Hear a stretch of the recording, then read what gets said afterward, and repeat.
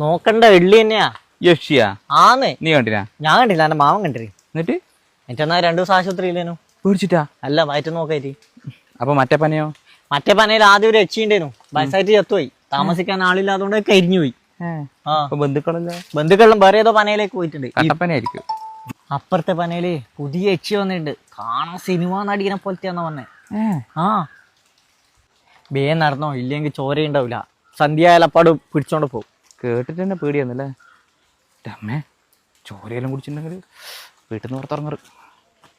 നിക്ക് പോലെ യക്ഷിയേ, യക്ഷ് ആരുല്ലേ? യക്ഷിയേ, ചെറുപ്പക്കാരെ, 36 വയസ്സ്, കല്യാണം കഴിച്ചിട്ടില്ല, പെണ്ണൊന്നും കിട്ടിയിട്ടില്ല. ചോരയുണ്ട്, ചോര. യക്ഷിയേ, മൂത്രയ്ക്കുന്ന മഴ ഉള്ളോ? വെള്ളിയാഴ്ച വരാം. പനയമ്മേൽ ഫോൺ നമ്പർ എഴുതി വെച്ചിട്ട് പോയാലോ? യക്ഷിയേ, വെള്ളിയാഴ്ച വരാം. കാണാൻ പറ്റില്ല.